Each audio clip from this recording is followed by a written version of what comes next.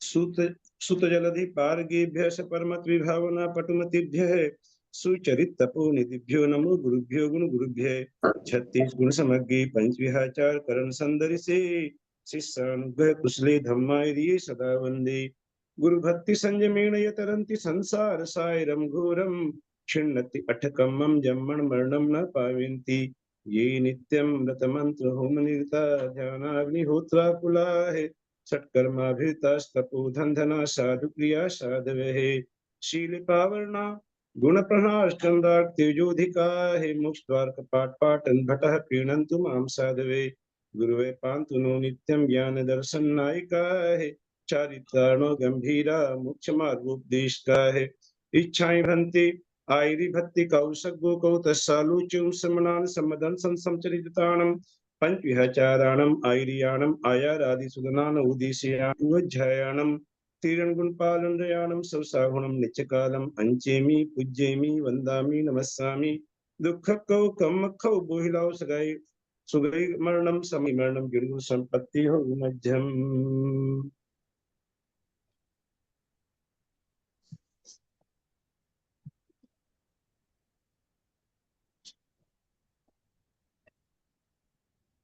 जय बोलो देवाधिदेव 1008 पार्श्वनाथ भगवान की जय। जय बोलो आचार्य कुंद कुंद स्वामी महाराज की जय। जय बोलो आचार्य रविसेन स्वामी महाराज की जय। जय बोलो आचार्य गुरुवर विद्यासागर जी महाराज की जय। जय बोलो आचार्य गुरुवर संभव सागर जी महाराज की जय। आचार्य गुरुवर वर्धमान सागर जी महाराज की जय। जय बोलो आचार्य गुरुवर समय सागर जी महाराज की जय। सरस्वती नमस्तुभ्यं वरदे काम रूपिणी विद्यारंभम करिष्यामि सिद्धिर्भवतु मे सदा। बोलो द्वादशांगिनी माता की जय। आदरणीय अंजना दीदी को सादर वंदना, ललिता दीदी को प्रणाम, सभी श्रोताओं को जय जिनेन्द्र। आज दीदी की तबीयत थोड़ी ठीक रही है, तो जीभ उनकी चोट लग गई है जीभ में, तो उस कारण बोलने में दिक्कत हो रही है उनको। तो दीदी आपसे निवेदन है आप अपनी तबीयत का ध्यान रखें। और आज हम लोग पढ़ेंगे 111-12 दो पर्व से एक साथ समझी होगी। और इसके बाद ये बता देना चाहता हूँ कि इसके बाद लगातार दो पर्व से ही है। 123 पर्व का पूरा यह पुराण है, तो 123 पर्व में सिर्फ 123 की एक पर्व से होगी। इसके अलावा जितने भी पर्व हैं 122 तक दो पर्व की एक साथ होगी। सब छोटे छोटे पर्व हैं। इसके बाद 111वें पर्व में भामंडल के अकाल मरण का वर्णन हमें प्राप्त होता है। बिजली गिर जाने के कारण, आकाश से बिजली गिर जाने के कारण भामंडल का निधन होता है। यह वर्णन बहुत ही प्रेरणास्पद रूप से समझाया गया है कि वीर जिनेन्द्र के प्रथम गणधर गौतम स्वामी जी मन में आए हुए भामंडल का चरित्र कहने लगे। मन में आए हुए भामंडल का, तब भामंडल के चरित्र के बारे में पूछने की जिज्ञासा नहीं की थी क्षणिक महाराज ने, लेकिन उनके मन में ही कुछ आया कि ये कथा भी सुनानी चाहिए, तो वे चरित्र कहने लगे। विद्याधरों की अत्यंत सुंदर स्त्री रूपी लताओं से उत्पन्न सुख रूपी फूलों के आसव में आसक्त भामंडल रूपी भ्रमर, जिस प्रकार भंवरा फूलों के रसों में आसक्त रहता है, उसी प्रकार वह भामंडल रूपी भ्रमर अपनी विद्याधरों की अत्यंत सुंदर स्त्री रूपी जो लताएं हैं, उनके उत्पन्न सुख रूपी फूलों के आसव में आसक्त हो था। और वह ये विचार करता रहा कि यदि मैं दिगंबर मुनियों की दीक्षा धारण करता हूँ, तो यह स्त्री रूपी कमलों का समूह निस्संदेह कमल के समान आचरण करता है, अर्थात कमल के ही समान कोमल है, कि मैं यदि दीक्षा धारण कर लूंगा तो मेरी रानियों का क्या होगा। इस विचार में ही वह लगा रहता था। भामंडल यद्यपि भूमि गोचरी विदेहा के गर्भ से उत्पन्न हुआ था, लेकिन हम लोगों ने पढ़ा था कि भामंडल को जब देव हरण करके ले गया, तो फिर किसी विद्याधर ने उनका लालन पालन किया, उनके साथ में बड़ा हुआ, और विद्याधरों के सारे गुण भामंडल में आ गए थे। वो एक तरह से विद्याधरों का राजा ही बन गया था वहां पर। तो ये भामंडल स्त्रियों के भोग में बहुत ही आसक्त था। जिनका चित्त मुझ में लग रहा है, ऐसी ये स्त्रियां मेरे विरह में अपने प्राणों का सुख से पालन नहीं कर सकेंगी। इस चिंता में ही वह दीक्षा नहीं ले पा रहा था। अतएव जिनका छोड़ना तथा पाना दोनों ही कठिन है, कि ऐसी ऐसी स्त्रियां भामंडल के अंतःपुर में थी जिनका पाना भी बहुत कठिन है और ऐसी स्त्रियों को पाकर छोड़ना भी बहुत कठिन है। ऐसे इन काम संबंधी सुखों को पहले अच्छी तरह भोग लूं, बाद में कल्याणकारी कार्य करूं। कि भाई धर्म तो करनी है, आगे जी भर के इन काम भोगों को भोग लें, बाद में जब समय आएगा उस समय धर्म साधन करेंगे, उस समय दीक्षा आदि लेकर कर्मों की निर्जरा करेंगे और मोक्ष गमन करेंगे। ऐसे उसकी विचारधारा थी। यद्यपि भोगों के द्वारा उपार्जित किया हुआ पाप अत्यंत पुष्कल होगा अर्थात प्रचुर होगा, इतना ज्ञान था भामंडल को। वह कोई अज्ञानी नहीं था। उनका ज्ञान था कि भोगों के द्वारा मेरे जो पाप का उपार्जन हो रहा है, यह बहुत प्रचुर मात्रा में पाप का उपार्जन हो रहा है। फिर भी तथापि उसे सुध्यान रूपी अग्नि के द्वारा एक क्षण में जला दूंगा। इतना उसे विश्वास था कि जब मैं मुनि बनूंगा तो इस प्रकार तप करूंगा कि सुध्यान रूपी अग्नि के द्वारा जो पाप मैंने संचित किए हैं उनको मैं एक क्षण में जला दूंगा। यहाँ सेना ठहराकर विमानों से क्रीड़ा करूं और सब और शत्रुओं के नगर उजाड़ दूं। दोनों श्रेणियों में शत्रु रूपी गेंडा हाथियों के मान रूपी शिखर की जो उन्नति हो रही है उसका भंग करूं। अर्थात वह विद्याधरों का राजा था। विजार पर्वत की दोनों श्रेणियों में विद्याधरों के नगर होते हैं। तो कहता है दोनों श्रेणियों में शत्रु रूपी गेंडा, जो गेंडा रूपी, जो जिस प्रकार गेंडा हाथी के समान जब मान को धारण कर लेता है, तो ऐसे छोटे छोटे शत्रु जो गेंडा के समान है और हाथियों के मान रूपी शिखर इनके बढ़ रहे हैं, इनका पहले मर्दन कर लूं, उन्हें आज्ञा के द्वारा अपने किए हुए वश में स्थापित करूं, उन्हें वशीभूत करूं और मेरु पर्वत के मरकत आदि मणियों के निर्मल एवं मनोहर शिलातलों पर स्त्रियों के साथ क्रीड़ा करूं। इस प्रकार विचार करते हुए उस भामंडल के सैकड़ों वर्ष एक मुहूर्त के समान व्यतीत हो गए। वह धर्म के पथ पर, कल्याण के पथ पर आगे नहीं बढ़ सका। बहुत सुंदर बात आगे कह रहे हैं, यह कर चुका, यह करता हूं और यह करूंगा, वह यही विचार करता रहता था। अगर हम देखें तो इसी प्रकार की चिंताधारा हम सामान्य मनुष्यों की ऐसी ही होती है कि धर्म करेंगे, अभी तो बहुत सारे काम हैं बाकी पड़े हैं, बेटे को ब्याहना है, बेटों को ब्याह लेते हैं तो फिर पोते को ब्याह, पोते का मुंह देख लूं, फिर पोते को मुंह दिख लिया तो पोते को ब्याहना है।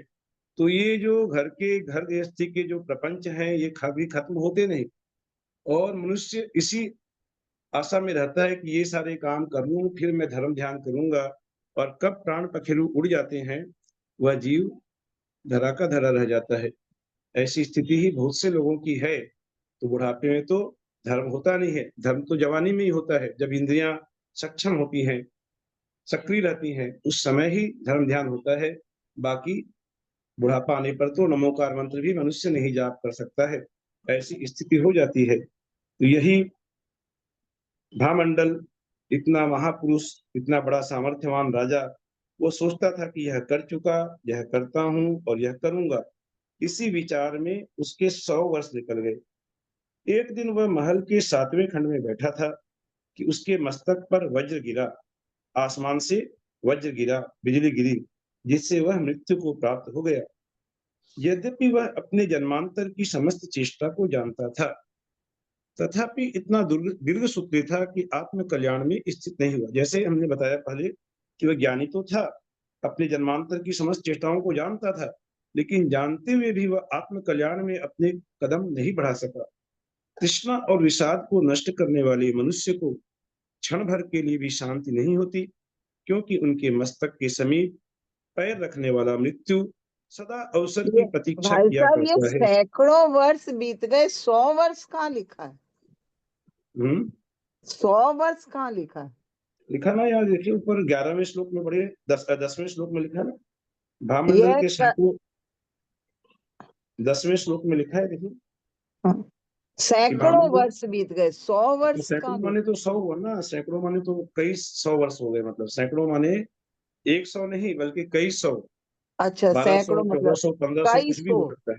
हाँ, सैकड़ों अच्छा, वर्ष हाँ माने अनेक अनेक हाँ, शतक बीत मतलब गए उसको। खाली 100 वर्ष नहीं है, है ना? हाँ, अब कुछ भी मान सकते हैं। अच्छा हाँ, 500, 700, 1000 कितने भी बस वर्ष के वर्ष ऐसे बीत गए, अच्छा अच्छा अच्छा, ठीक है। लेकिन वह कल्याण मार्ग में आगे नहीं बढ़ सका।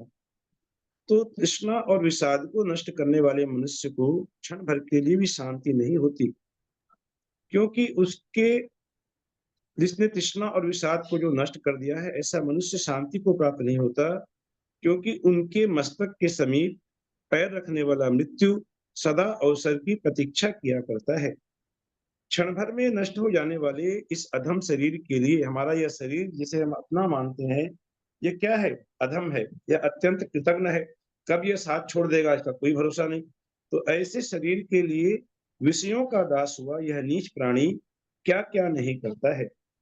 जो मनुष्य जीवन को भंगुर जान समस्त परिग्रह का त्याग कर आत्महित में प्रवृत्ति नहीं करता है, जिस प्रकार उस भामंडल ने प्रवृत्ति नहीं की थी, वह अकृत कृत्य दशा में ही नष्ट हो जाता है। कि अकृत कृत्य कि कृत कृत्य अवस्था उसकी आती ही नहीं कि सारे काम कर लिए। जब मुनिराज जब ध्यान में लीन होते हैं, तब एक तरह से कृत्य तो उस समय भी नहीं होते, जब सिद्ध होते हैं तभी होते हैं कृत्य अवस्था को, लेकिन उस समय में भी बहुत सुख की उन्हें प्राप्ति होती है। तो ऐसी दशा को वह व्यक्ति प्राप्त नहीं कर सकता, अकृत कृत्य दशा में ही वह नष्ट हो जाता है। उन हजार शास्त्रों से भी क्या प्रयोजन है जिससे आत्मा शांत नहीं होती, और वह एक पद भी बहुत है जिससे आत्मा शांति को प्राप्त हो जाता है। एक पद यदि बताया, कुछ एक पद भी बताया, कुछ ऐसा सुन लिया शास्त्र का की बात जिससे आत्मा को शांति मिल जाती है, तो वही बहुत है। जिस प्रकार कटे पक्ष का काक आकाश में उड़ना तो चाहता है पर श्रम नहीं करता, उसी प्रकार यह जीव, हमारे जैसे जीव क्या है, सद्धर्म करना तो चाहता है, लेकिन यह जैसा चाहिए वैसा श्रम नहीं करता, वैसा पुरुषार्थ नहीं कर पाता जैसा उसे करना चाहिए। यदि उद्योग से रहित मनुष्य इच्छानुकूल पदार्थ को पाने लगे, ध्यान से सुनिएगा, यदि उद्योग से रहित मनुष्य जिसने परिश्रम नहीं किया है, पुरुषार्थ नहीं किया है, ऐसे व्यक्ति के लिए कह रहे हैं कि यदि उद्योग से रहित मनुष्य इच्छानुकूल पदार्थ को पाने लगे, यदि उन व्यक्तियों को ही इच्छानुसार वस्तुएं मिल जाने लगे जिसने कोई परिश्रम नहीं किया, कोई उद्योग नहीं किया, तो फिर संसार में कोई भी विरही अथवा दरिद्र नहीं होना चाहिए। फिर दरिद्रता का नाम भी नहीं होना चाहिए शब्दकोश में, क्योंकि बिना परिश्रम किए ही सब कुछ यदि मिल जाए तो जो मनुष्य द्वार पर आए हुए अतिथि साधु को आहार आदि दान देता है तथा गुरुओं के वचन सुन तदनुकूल शीघ्र आचरण करता है, किसी सुनने से ही काम नहीं चलेगा, सुनकर उसके अनुसार आचरण भी करना पड़ता है। तो कहता है कि जो मनुष्य उपदेश भी सुनता है और उसके अनुसार आचरण भी करता है, वह कभी दुखी नहीं होता। अंत में इस छोटे से पर्व के सार स्वरूप गौतम स्वामी सारांश में कहते हैं कि नाना प्रकार के सैकड़ों व्यापारों से जिसका हृदय आकुल हो रहा है तथा इसी के कारण जो प्रतिदिन दुख का अनुभव करता रहता है, ऐसे प्राणी की आयु हथेली पर रखे रत्न के समान नष्ट हो जाती है। कि जो आकुल व्याकुल रहता है और जो प्रतिदिन दुख का अनुभव करता है, मोक्ष मार्ग पर जिसके कदम नहीं बढ़ पाते, ऐसे मनुष्य की आयु हथेली पर रखे रत्न के समान नष्ट हो जाती है। पिंजरा खुर हो जाता है, वह सब हाथ मलते ही रह जाते हैं। क्या बता जाओ ना पैसे निकाल के बैठ देखेंगे तुमसे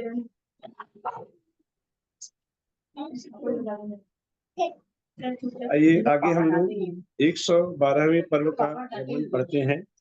112वें पर्व में रामचंद्र और लक्ष्मण जी के भोगों का वर्णन पढ़ने को मिलता है कि एक तरफ तो भोग हैं और दूसरी तरफ मुनियों की तपस्या। ये वर्णन बहुत अच्छी तरह से चित्रांकित किया है आचार्य महाराज ने।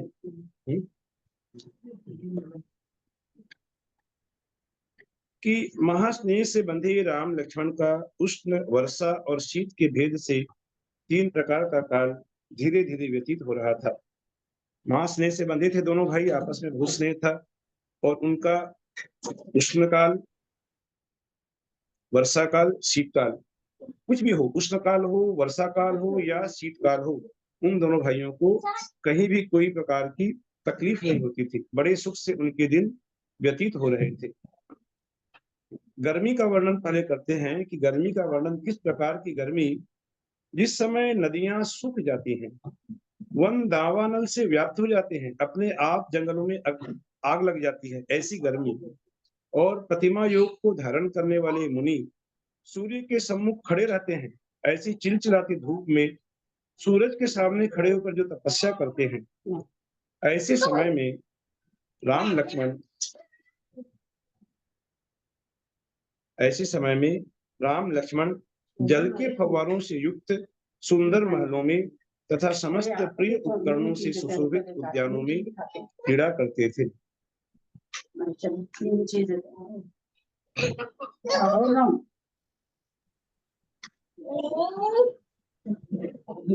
चंदन मिश्रित जल के महासुगंधित लेके जाओ ना भैया, कैसे तो सामान नहीं लेने तो किसी और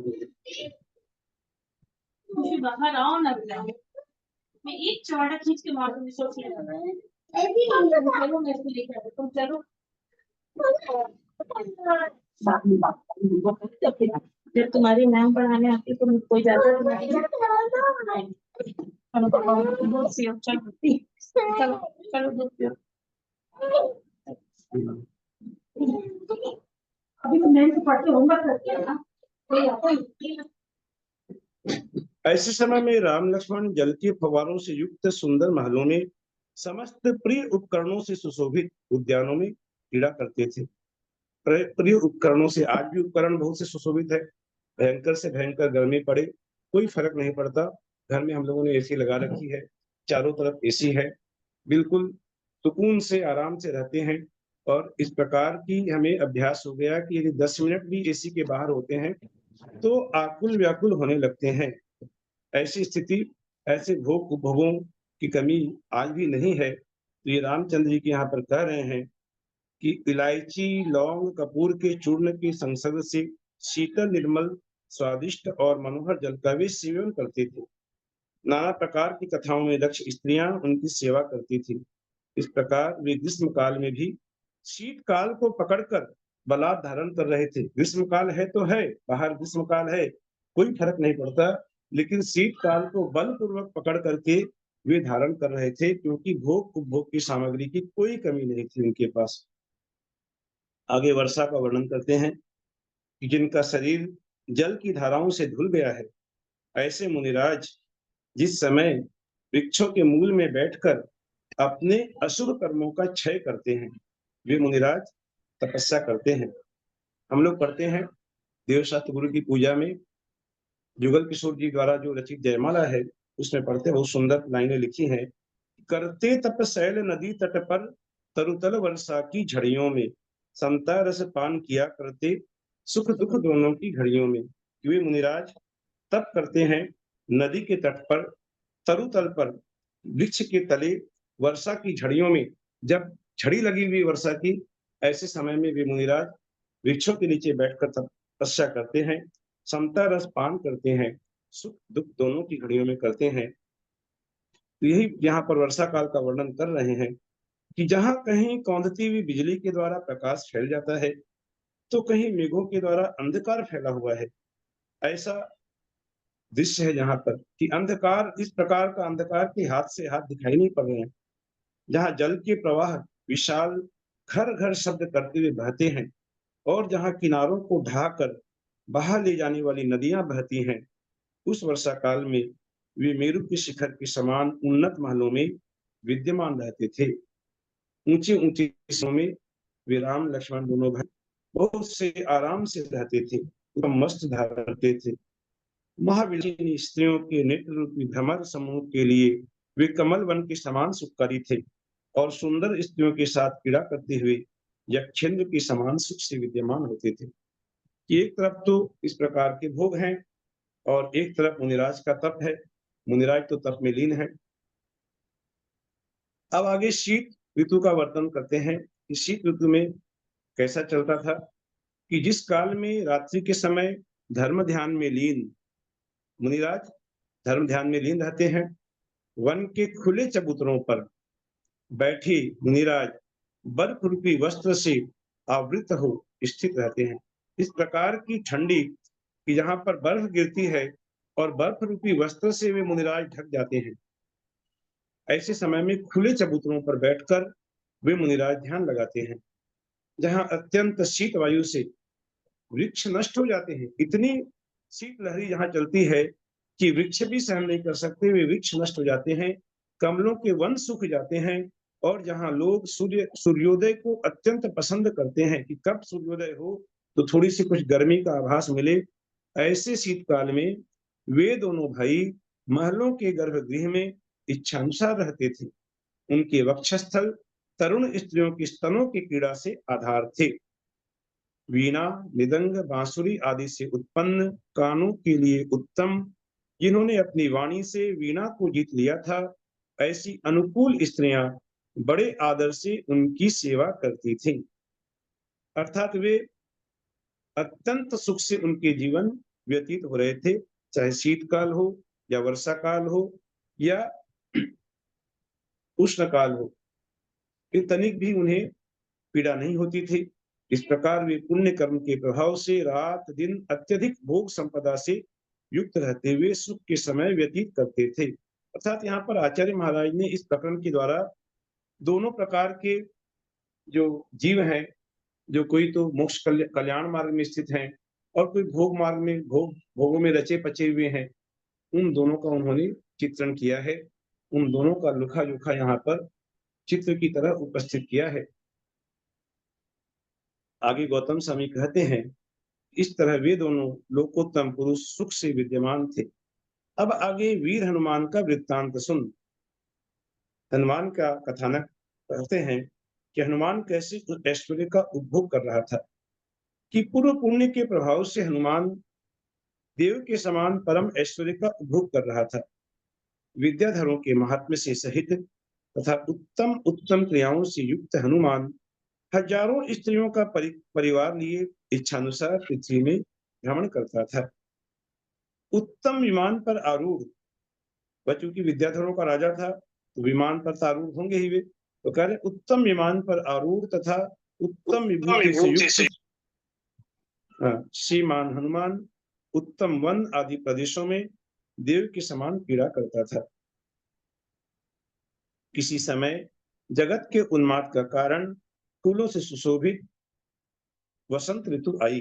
जिस वसंत ऋतु के आने पर संसार के प्राणियों में, कामभोगी प्राणियों में उन्माद फैल जाता है, ऐसा वसंत ऋतु किसी समय आई। उस समय जिनेन्द्र भक्ति से जिसका चित्त व्याप्त था, ऐसे हर्ष से भरा हनुमान अंतःपुर के साथ मेरु पर्वत की ओर चला। ऐसे हनुमान जिनेन्द्र भक्त थे कि पूरे अंतःपुर को लेकर, जितनी भी उनकी रानियां थी, सबको साथ लेकर मेरु पर्वत की ओर हनुमान जी चले। बीच में फूलों से मनोहर और देवों के द्वारा सेवित कुलाचलों के शिखरों पर हनुमान ठहरते जाते थे। रास्ते में जगमगाते हुए पर्वत, निर्मल टापू, स्वच्छ जल से भरी हुई नदियां आदि मिल रही थीं, जो प्राकृतिक सौंदर्य का अवलोकन करते हुए हनुमान अपने विमान में अपने विशाल अंतःपुर को लेकर बढ़े चले जा रहे थे। नाना रत्नों से निर्मित अब हनुमान वहां पर जब सुमेरु पर्वत के पास आते हैं तो वहां पर हनुमान को एक अलौकिक प्रसन्नता होती है और वे वस्तुएं दिखाते जा रहे हैं। उन्हें जिनवाणी का ज्ञान उन्होंने प्राप्त किया है और अनेक बार वे इन स्थानों का उन्होंने भ्रमण किया हुआ जरूर, तो उन्हें ज्ञान था कि कहाँ पर क्या है। तो वे बड़ी प्रसन्नता के साथ ऊंचे ऊंचे शिखरों को अपनी रानियों को दिखाते हुए बढ़े जा रहे थे और वर्णन कर रहे थे। उस सुमेरु पर्वत के पास आने पर ये क्या वर्णन करते हैं कि यह पृथ्वी तल पर मनोहर भद्रशाल वन है। भद्रशाल वन से जो हम लोग पढ़ते हैं, जिनवाणी की जयमाला में जो हम लोगों ने पढ़ा है, पंचमेरु की जयमाला में मनु उसी का वर्णन भी यहाँ पर कर रहे हैं। जहाँ हम लोग पढ़ते हैं कि प्रथम सुदर्शन मेरु विराजे भद्रशाल वन भूपर छाजे, ये भद्रशाल वन भूमि पर स्थित है। तो ये कह रहे हैं हनुमान की पृथ्वी तल पर मनोहर भद्रशाल वन है। यह मेखला पर स्थित जगत प्रसिद्ध नंदन वन है। आगे हम लोग पढ़ते हैं नंदन वन का वर्णन जयमाला में, ऊपर 5 शतक पर सोहे नंदन वन देखत मन मोहे, कि भद्रसाल वन के ऊपर 500 योजन ऊपर नंदन वन सुशोभित होता है, जिसको देखकर मन को बड़ी प्रसन्नता होती है। तो वो नंदन वन वो दिखा रहे हैं। आगे कहते हैं यह उपरितल प्रदेश के वक्षस्थल स्वरूप कल्प वृक्ष और कल्प वेलों से तन्मय नाना रत्नमय शिलाओं से सुशोभित सोमनस वन है। तीसरा वन क्या बताया? सोमनस वन है। जो कहते हैं 62.5 सहस्त्र ऊंचाई वन सोमनस सोहे अधिकाई, कि नंदन वन से ऊपर 62,500 योजन की ऊंचाई पर सोमनस वन सुशोभित होता है। वो सोमनस वन उन्होंने अपनी रानियों को दिखाया। आगे बढ़ते हुए, और यह उसके शिखर पर हजारों जिन मंदिरों से युक्त देवों की पीड़ा के योग्य पांडुक नाम का अत्यंत मनोहर वन है। ऊंचा योजन सहस्र छतीसम पांडुक वन सोहे गिरिशीसम, कि गिरिशीष पर, सुमेरु पर्वत के शीश पर, शिखर पर कौन शोभायमान होता है? पांडुक वन, जो कि ऊंचा योजन सहस्र छतीसम, 36,000 योजन ऊंचाई, सोमनस वन से ऊपर 36,000 योजन की ऊंचाई पर पांडुक वन सुशोभित होता है, जहां पर कि पांडुक शिला पर जिन बालक का अभिषेक होता है। यह सब देख करके हनुमान का मन आह्लाद से भरा जा रहा था और वे वर्णन करते जा रहे थे। जो जलती हुई अग्नि के समान लाल लाल संध्या से युक्त, मेघ समूह के समान प्रभा से युक्त है, स्वर्णमय है, सूर्यकूट के समान है, उत्तम आकृति वाला है, जिसका संपूर्ण वर्णन करना अशक्य है, जो 50 योजन लंबा है और 36 योजन चौड़ा है। हे कांते, अपनी रानियों को संबोधित करते हुए हनुमान कहते हैं, हे कांते, ऐसा यह जिन मंदिर सुमेरु पर्वत के मुकुट के समान जान पड़ता है। वे जिन मंदिर के पास आ गए हैं और बहुत ही प्रफुल्लित होते हुए इस सब शोभा का वर्णन अपनी रानियों को कर रहे हैं। इस प्रकार महादेवी के लिए मंदिर की प्रशंसा करता हुआ हनुमान जब मंदिर के समीप पहुंचा, तब विमान के अग्रभाग से उतरकर हर्षित होते हुए उसने सर्वप्रथम क्या किया? प्रदक्षिणा दी, मंदिर की उसने फेरी दी। जिनेन्द्र दर्शन से जिन्हें महाहर्ष रूप संपत्ति की उद्भूति हुई थी, ऐसी विद्याधर राज की स्त्रियों को दर्शन कर बड़ा संतोष उत्पन्न हुआ। न सिर्फ हनुमान को, बल्कि हनुमान की स्त्रियों को भी वहां मंदिर में प्रवेश कर जिनेन्द्र प्रतिमा का दर्शन कर अत्यंत संतोष की अनुभूति हुई। जिनके सघन रोमांच निकल आए थे, जिनके लंबे नेत्र हर्षातिरेक से और भी अधिक लंबे दिखने लगे थे, जो परम चेष्टा को धारण करने वाली थी, ऐसी उन विद्याधरियों ने देवांगनाओं के समान जिनेन्द्र भगवान की पूजा की। जिस प्रकार स्वर्ग की देवियां आकर भगवान की पूजा करती हैं अपने देवों के साथ, उसी प्रकार उन देवांगना स्वरूप विद्याधरियों ने भगवान की पूजा की। अब किस किस वस्तु से उन्होंने पूजा कर रहे हैं, ये आगे बता रहे हैं कि पूजा के माने पूजा के जो द्रव्य हैं वो किस प्रकार के हैं, ये बता रहे हैं कि सुवर्णमय, पद्मराग मणिमय तथा चंद्रकांत मणिमय कमल, 3 प्रकार के कमल बताए कि सोने के कमल, स्वर्ण कमल, दूसरे कमल पद्मराग मणिमय, जो पद्मराग जो लाल रंग की मणियां होती हैं उनसे बने हुए कमल, और तीसरे कौन से कमल? चंद्रकांत मणिमय कमल, कि चंद्रकांत मणियां जिनकी की पीले रंग की आभा होती है, ऐसी मणियों से बने हुए कमल। इन कमलों के अलावा ये तो हो गए माने स्वर्ण और मणियों के कमल, और इनके अलावा तथा अन्य स्वाभाविक पुष्प, अर्थात जो वृक्षों के पुष्प होते हैं स्वाभाविक पुष्प, उन पुष्पों को ही उन्होंने साथ में पूजा में लिया। यहाँ पद्म पुराण आदि ग्रंथों में, पुराण ग्रंथों में जगह जगह भगवान की फूलों से पूजा का भी वर्णन मिलता है हमें। तो यहाँ भी यह वर्णन प्राप्त हुआ है कि अन्य स्वाभाविक पुष्प सुगंध से दिग्मंडल को व्याप्त करने वाली परम उज्ज्वल गंध, जिसकी धूम शिखा बहुत ऊंची उठ रही थी, ऐसा पवित्र द्रव्य से उत्पन्न धूप, भक्ति से समीप लागत हुई बड़ी बड़ी शिखाओं वाले दीप और नाना प्रकार के नैवेद्य से हनुमान ने जिनेन्द्र देव की पूजा की। अर्थात कह सकते हैं कि अष्टद्रव्य से वहां उन्होंने भगवान की पूजा की। इन अष्टद्रव्यों में उनमें वे मणियों के, सोने के फूल भी थे और स्वाभाविक पुष्प भी थे। तदनंतर जिसका शरीर चंदन से व्याप्त था, जो केसर के तिलकों से युक्त था, हर्ष के कारण अत्यधिक विस्तृत नेत्रों की किरणों से जिसका मुख व्याप्त था, ऐसे हनुमान ने जिनेंद्र भगवान का ध्यान कर तथा पाप को नष्ट करने वाले स्तोत्रों से सुरासुरों के गुरु, सुर और असुरों के जो गुरु हैं, कौन? जिनेंद्र भगवान, ऐसी जिनेंद्र देव की प्रतिमा की बार बार उत्तम स्तुति की। एक बार नहीं, दो बार नहीं, बल्कि अनेक बार, क्योंकि स्तुति करने से मन भरता नहीं है भगवान का, तो उसने बार बार स्तुति की। गौतम स्वामी कहते हैं कि जिन्होंने अपने नेत्र जिनेंद्र भगवान की पूजा में लगा रखे हैं तथा जिनकी आत्मा नियम पालन में सावधान है, ऐसे मनुष्य कल्याण को सदा अपने हाथ में रखते हैं। जैसे मनुष्य कहे कि जो जिनेंद्र भगवान की पूजा में जिन्होंने अपने नेत्र लगा रखे हैं और आत्मा हमेशा जागृत है, सचेत है कि कहीं किसी प्रकार से नियमों की विराधना नहीं हो जाए, नियम हमारे निरतिचार पलते रहें, इस प्रकार का जो मनुष्य होता है वह कल्याण को सदा अपने हाथ में रखता है, उसका कल्याण ही कल्याण होता है। जो जिनेंद्र भगवान की पूजा हैं तथा उनके मंगलमय दर्शन करते हैं, ऐसे निर्मल चित्त के धारक मनुष्य के लिए कोई भी कल्याण दुर्लभ नहीं है।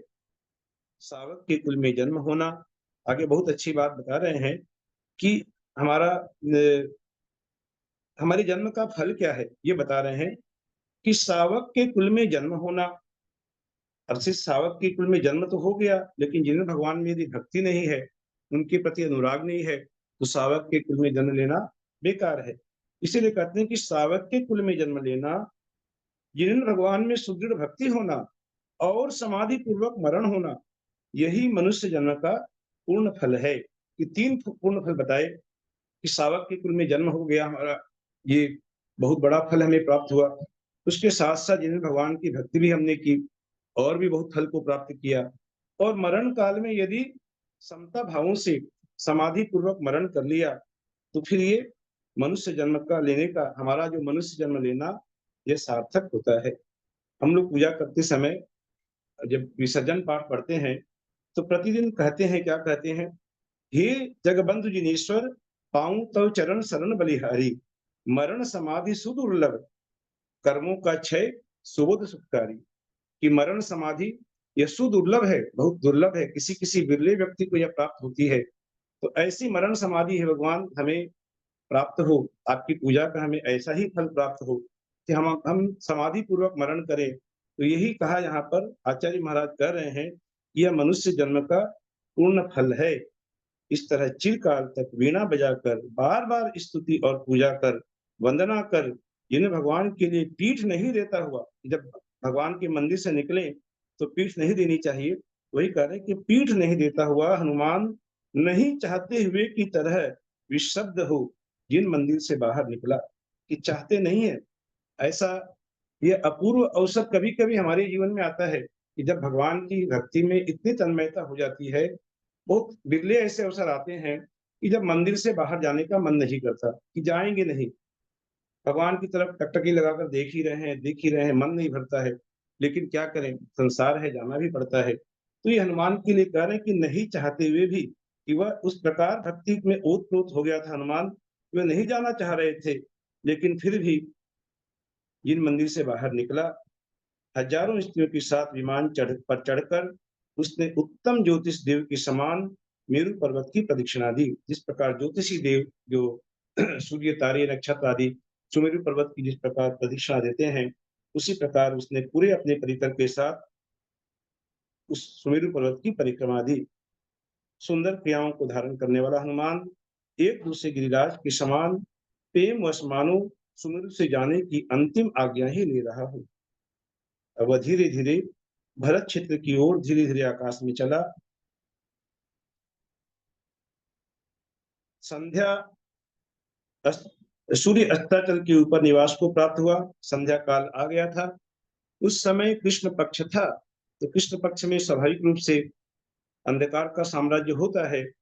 तो वहां कह रहे हैं वह समय कृष्ण पक्ष का था, अतः तारा रूपी बंधुओं से आवृत और चंद्रमा रूपी पति से रहित रात्रि, रात्रि को बताया क्या? चंद्रमा रात्रि का पति, लेकिन रात्रि का पति तो शुक्ल पक्ष में ही उससे सानिध्य प्राप्त होता है, रात्रि को अपने पति का कृष्ण पक्ष में नहीं। तो चंद्रमा रूपी के पति से रहित रात्रि अत्यधिक सुशोभित नहीं हो रही थी।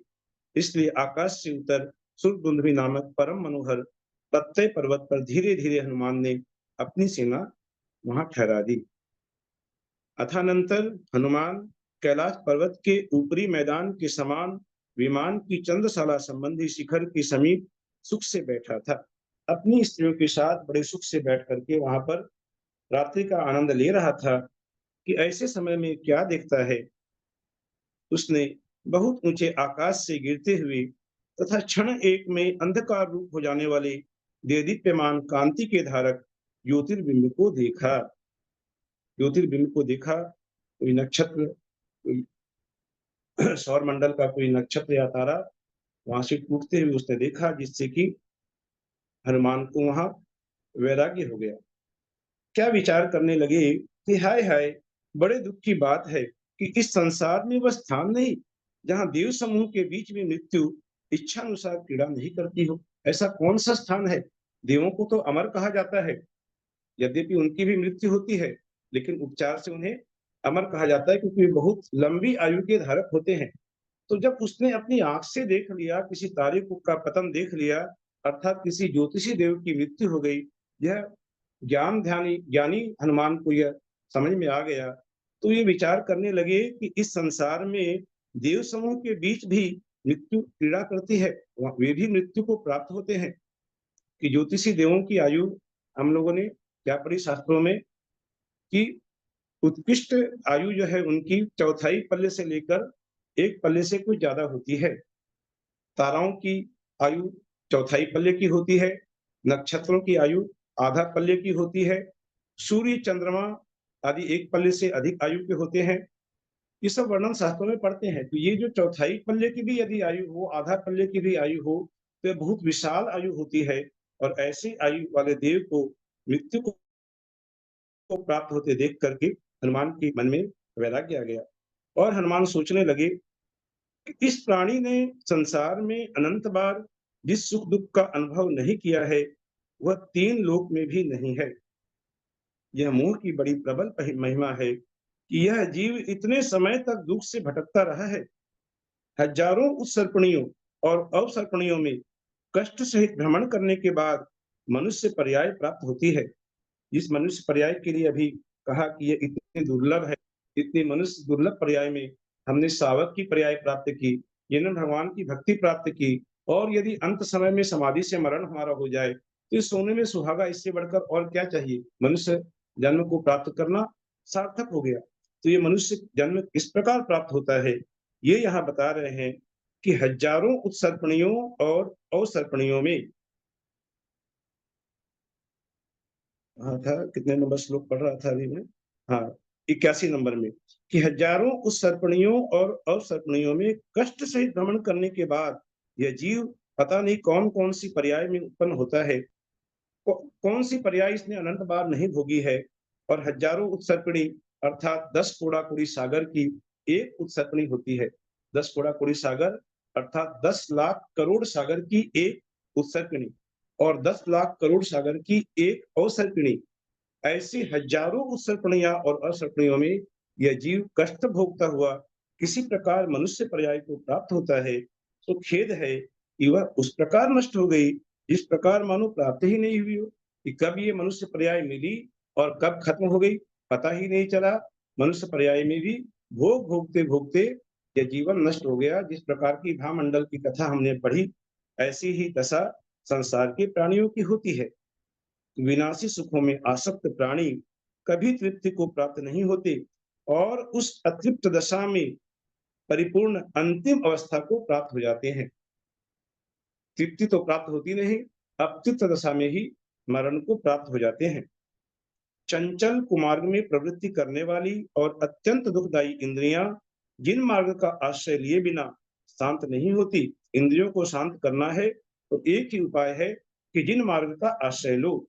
जिस प्रकार दीन मृग और पक्षी जाल से बद्ध हो जाते हैं, शिकारी जाल फैलता है तो ये भोले भाले हरिण और पक्षी आदि जिस प्रकार उस जाल में फंस जाते हैं, उसी प्रकार ये संसारी प्राणी, मोही प्राणी विषय जाल से बद्ध होते हैं। जो मनुष्य सर्पों के समान विषयों के साथ क्रीड़ा करता है, वह मूर्ख फल के समय दुख रूपी अग्नि से जलता है। कि विषय क्या है? सांप के साथ यदि खेलना हो तो क्या है कि सांप काटेगा ही काटेगा, निश्चित है। ये विषय भी हमें दुख देंगे ही देंगे, यह निश्चित है। कोई मनुष्य वर्ष भर का कष्ट भोग कर एक दिन के राज्य की अभिलाषा करे, वैसे ही विषय सुख का उपभोग करने वाला यह मूर्ख प्राणी चिरकाल तक कष्ट भोग कर थोड़े समय के लिए सुख की आकांक्षा करता है। यद्यपि यह जानता हुआ भी मोह रूपी चोर के द्वारा ठगाया जाता है, फिर भी कभी आत्म कल्याण नहीं करता। इससे अधिक और कष्ट की बात क्या होगी? यह प्राणी मनुष्य भव में संचित धर्म का स्वर्ग में उपभोग कर उसके पश्चात लूटे हुए मनुष्य के समान, जिसे लूट लिया जाता है, ऐसे मनुष्य के समान दीन और दुखी हो जाता है, अपना सब कुछ लुटा देता है। यह जीव देवों संबंधी भोग भोग कर भी यदि कदाचित पुण्य के प्रभाव से देव भी बन गया, स्वर्ग भी चला गया, तो वहां भी भोग भोग कर पुण्य के क्षीण होने पर अवशिष्ट कर्मों की सहायता से जहां कहीं चला जाता है। पूज्यवर त्रिलोकीनाथ ने क्या कहा है? उन्होंने यही कहा है कि इस प्राणी का बंधु अथवा शत्रु अपना कर्म ही है। बहुत बड़ी बात यहाँ पर कही कि हमारा बंधु कौन है, हमारा शत्रु कौन है। हम लोग मोह में आसक्त होकर के न जाने किसे किसे अपना बंधु मान लेते हैं। ये मेरा बंधु है, वो मेरा बंधु है, ये मेरा दुश्मन है, वो मेरा जानी दुश्मन है। कितने प्रकार के संकल्प विकल्प, कितने प्रकार के सब हम लोग अपनी आत्मा में इकट्ठे कर लेते हैं। लेकिन यहाँ जिनेन्द्र भगवान ने क्या कहा कि इस प्राणी का बंधु अथवा शत्रु अपना कर्म ही है, हमारे अंदर ही बैठा हुआ है, बाहर कोई शत्रु नहीं, हमारा जो है वो अंदर ही है। हम इसलिए जिनके साथ अवश्य ही वियोग होता है, ऐसे उन निंदित तथा अत्यंत कठोर भोगों से पूरा पड़े। ये पूरा पड़े, इसके पहले भी हम लोगों ने पढ़ा था कि पूरा पड़े अर्थात इन भोगों की अब हमें आवश्यकता नहीं है। ये किसने कहा था इसके पहले पूरा पड़े? लक्ष्मण के 8 वीर कुमारों ने कहा था। जब लक्ष्मण उन्हें समझाने की कोशिश कर रहे थे संसार में रोकने के लिए, तब उन्होंने भी यही कहा कि इन भोगों से पूरा पड़े, इनकी हमें आवश्यकता नहीं है।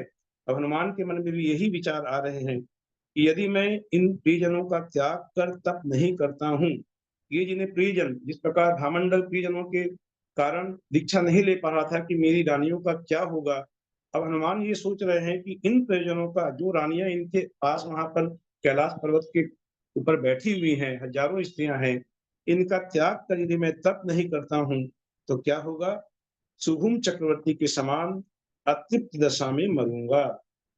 ये सभी जानते हैं कि शुभम चक्रवर्ती नरक को प्राप्त हुआ था। 12 चक्रवर्तियों में 2 चक्रवर्ती नरक गए थे, 2 चक्रवर्ती स्वर्ग गए थे और बाकी 8 चक्रवर्तियों को मोक्ष प्राप्त हुआ था। तो शुभम चक्रवर्ती को नरक क्यों जाना पड़ा? इसकी एक छोटी सी कथा मैं यहाँ पर प्रसंगवश कह रहा हूँ अभी, जो कि उत्तर पुराण में हम लोगों ने पढ़ी है। जो कसा कुछ थोड़ा सा मैं बता रहा हूँ कि शुभम चक्रवर्ती का अमृत रसायन नाम का रसोइया था। अमृत रसायन नाम का रसोइया था। एक दिन उस रसोइये ने रसायना नाम की कढ़ी परोसी। शुभम चक्रवर्ती बहुत ही माने स्वादिष्ट वस्तुओं का बहुत ज्यादा लोलुपी था। जिसे कहते जिह्वा इंद्रिय का, रसना इंद्रिय का वह बहुत ज्यादा लोलुपी था। और रसायना नाम की जब कढ़ी परोसी, उसके नाम को सुनकर चिढ़ गया। उसके गुणों को नहीं देखता हुआ नाम को सुनकर चिढ़ गया। वह नाम उसे पसंद नहीं आया और उसने अपने रसोइयों को इतना दंडित किया, इतना दंडित किया कि वह मृत्यु को प्राप्त हो गया।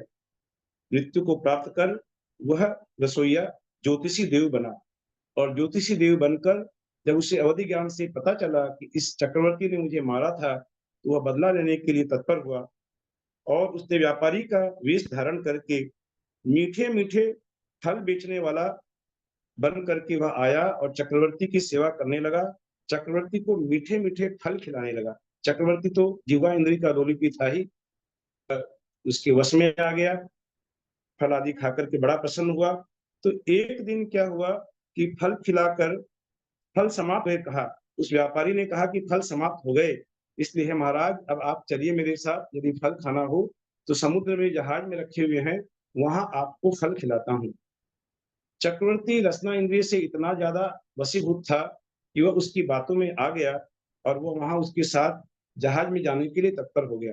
उसके मंत्रियों ने उसे रोकने की भी कोशिश की कि राजन आप मत जाइए, आपका जाना उचित नहीं है, लेकिन मैं चला गया। महल छोड़ करके जब चक्रवर्ती गया तो चक्रवर्ती के जो हजारों देव उसकी रक्षा करते हैं, उन देवों ने उसका साथ छोड़ दिया और जहाज के भीतर वह उसे ले गया और वहां पर उस देव ने समुद्र के बीच ले जाकर चक्रवर्ती को मार डाला। इस प्रकार उस देव ने अपना बदला लिया और चक्रवर्ती मरकर नरक गया। ये सुगम चक्रवर्ती की कथा है। इसी कथा को स्मरण करते हुए यहाँ हनुमान कह रहे हैं, क्या कह रहे हैं कि यदि मैं इन परिजनों का त्याग कर तप नहीं करता हूँ, इसी प्रकार परिग्रह आरंभ परिग्रह की आसक्ति में मैं रचा पचा रहूंगा, तो मेरी हालत भी सुहुम चक्रवर्ती के समान होगी और मैं भी अतृप्त दशा में मरूंगा। कि जो हिरणियों के समान नेत्र वाली हैं, स्त्रियों के गुणों से सहित हैं, अत्यंत कठिनाई से छोड़ने योग्य हैं और मुझ पर जिसके मनोरथ लगे हुए हैं, ऐसी इन रानियों को कैसे छोड़ूं। क्षण भर के लिए ये विचार हनुमान के मन में भी आया कि इन रानियों को मैं कैसे छोड़ूं, और वह क्षण भर के लिए बेचैन हुआ, लेकिन तत्काल ही प्रबुद्ध बुद्धि होकर तत्काल ही हनुमान ने अपने आप को संभाल लिया और हृदय के लिए इस प्रकार उलाहना देने लगा, अपने आप को इस प्रकार समझाने लगा। क्या समझाते हैं हनुमान अपने आप को कि हे हृदय, जिसने दीर्घ काल तक स्वर्ग में उत्तम विभूति के धारक गुणवती स्त्रियों के साथ रमण किया, दीर्घ काल तक स्वर्ग में रमण किया, न जाने कितनी बार रमण किया, लेकिन संतुष्टि को प्राप्त नहीं हुआ तथा मनुष्य लोक में भी अत्यधिक हर्ष से भरी सुंदर स्त्रियों से लालित हुआ। ऐसा कौन मनुष्य नदियों से समुद्र के समान नाना प्रकार की विषय सुख संबंधी प्रीति से संतुष्ट हुआ है, अर्थात इन भोगों से आज तक कोई संतुष्ट नहीं हुआ। ऐसा उसने अपने आप को समझाया। इसलिए हे नाना जन्मों में भटकने वाले शांत हृदय अर्थात थके हुए हृदय, कि नाना गतियों में भटकते भटकते भटकते थक गया हूं। विनय पाठ में हम लोग पढ़ते हैं ना कि थकी नाव भव दधि विषय तुम प्रभु पार करे। हे भगवान, ये नौका खेते खेते खेते थक गई है, जर्जर हो गई है, अब आप इसे पार उतारो। हनुमान भी यहाँ कहता है कि थका हुआ हूं, हे शांत हृदय, हे थके हुए हृदय, शांति को प्राप्त हो, व्यर्थ ही आकुलित क्यों हो रहा है। हे हृदय, क्या नरक के भयंकर विरोध से दुखदायी एवं तीक्ष्ण असी पत्र वन से संकटपूर्ण दुर्गम मार्ग तूने नहीं सुने हैं कि नरक में क्या क्या दुख भोगे हैं। वृक्ष के नीचे जाकर छाया कर पाने के लिए बैठते हैं तो वहां ऊपर से जो पत्ते गिरते हैं वे तलवार की धार से भी ज्यादा भयंकर होते हैं। ऐसे न जाने कितने मैंने दुख भोगे हैं, तो तू तप के द्वारा नष्ट करने की इच्छा इन्हें क्यों नहीं कर रहा है। धिक्कार है कि दीर्घ तथा निंदनीय दुख रूपी सागर में डूबे हुए मेरा अतीत काल सर्वथा निरर्थक हो गया। आज तक मैंने भोगों में ही फंसे रहकर अपने इस जीवन को निरर्थक गंवा दिया। अब आज मुझे शुभ मार्ग और शुभ बुद्धि का प्रकाश प्राप्त हुआ है, इसलिए संसार रूपी पिंजड़े के भीतर रुके हुए आत्मा को मुक्त करता हूँ। अब तो मैं इस पिंजड़े को खोलूंगा और जो जीव अंदर में कैद है, इस कैदी जीव को मुक्त करने का पुरुषार्थ मैं करता हूँ, भाव बंधन से इसे छुड़ाता हूँ। इस प्रकार जिसने हृदय में दृढ़ निश्चय किया है तथा जीव लोक का जिसने यथार्थ विवेक देख लिया है, ऐसा मैं मेघ के संसर्ग से रहित सूर्य के समान तेजस्वी होता हुआ सन्मार्ग पर गमन करने के लिए उद्यत हुआ हूँ, मोक्ष मार्ग पर गमन करने के लिए उद्यत हुआ हूँ। ऐसा हनुमान ने दृढ़ निश्चय कर लिया। इस प्रकार पद्म पुराण में हनुमान के वैराग्य का वर्णन करने वाला 112वां पर्व पूर्ण हुआ। जय बोलो देवाधिदेव महावीर भगवान की जय।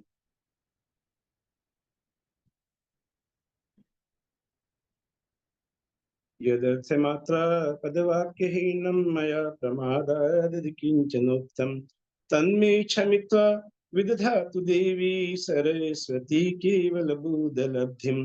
बोधि समाधि परिणाम शुद्धि बोधि समाधि परिणाम शुद्धि स्वात्मोपलब्धि श्रीसौख्य सिद्धि। चिंतामणिं चिंतित वस्तुदानी तां वन्द्यमानस्य ममास्तु देवी। जावाणी के ज्ञान ते सूझे लोकालोक सोवाणी मस्तक नमो सदा देत हो धो। हे जिनवाणी भारती तो ही जपू दिन रैन जो तेरा शरणा गहे सो पावे सुख चैन। देखजो अरहंत को गुरु से हो निर्ग्रंथ, दया धर्म पालू सदा, यही मोक्ष का पंथ। बोलो दास सांगिन वाणी माता की जय। आयुष सरगम करो में हम।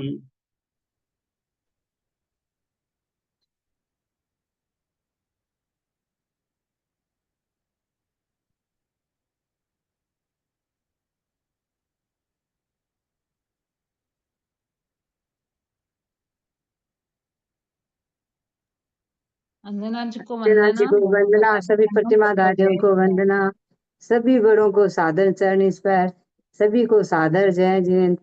भैया जी को सादर जय जिनेन्द्र, ललिता को सादर जय जिनेन्द्र। भैया जी को प्रणाम। भैया जी को प्रणाम, ललिता जी को सादर चरण स्पर्श, सभी बड़ों को सादर प्रणाम, अंजना जी को वंदना, सभी को जय जिनेन्द्र। सभी बड़ों को सादर प्रणाम, सबको सादर सादर प्रणाम, सभी से जय जिनेन्द्र। ललिता जी को 2 करते हैं, अंजना जी को वंदना, सभी बड़ों को सादर जय जिनेन्द्र, सबको जय जिनेन्द्र।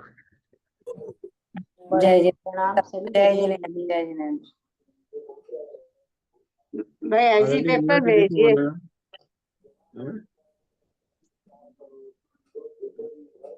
क्या पूछे जी? पेपर भेज दीजिए भैया जी। हाँ हाँ, पेपर में भेज दूंगा। ठीक है, भूलूंगा नहीं, ठीक है, भेज दूंगा। दीदी को आदरणीय चोट नीना लग दीदी गई को क्या? वंदना। दीदी को चोट हाँ? लग गई क्या? दीदी क्या को है? चोट लग गई क्या? हाँ, वो दीदी को मेरे पास मैसेज आया था कि जीभ कट गई थी उनकी, कभी दांत से कोई जीभ कटेगा, खून आया था उसमें। हाँ। अभी जान है क्या दीदी आप अभी? ऐसी तबीयत है दीदी अभी आपकी? नहीं है क्या अभी? है हम्म। है है, हाँ, उनको बोला बोलने नहीं में जा रहा कठिनाई होगा। हो रही है। हाँ, बोलने में कठिनाई हो रही है। बोल नहीं पा रही है शायद, बोल नहीं पा रही है हाँ, शायद, थोड़ी बोलने में कठिनाई है। शायद बोल नहीं पा रही है। मैं ठीक है, ठीक हूँ। ध्यान रखिएगा थोड़ा, हाँ, अच्छे नहीं से नहीं मैं डॉक्टरों ठीक को हूँ, दिखा कोई बात दीजिए। नहीं। ललिता ध्यान रखिएगा, जय जिनेन्द्र। से कट गया। सुबह मिलते हैं। आदरणीय नीना दीदी को वंदना, आदरणीय ललिता दीदी को प्रणाम, सभी श्रोताओं को जय जिनेन्द्र। आज की परीक्षा के लिए बहुत बहुत शुभकामनाएं। शुभ रात्रि। जय जिनेन्द्र। एंड कर रही हूँ।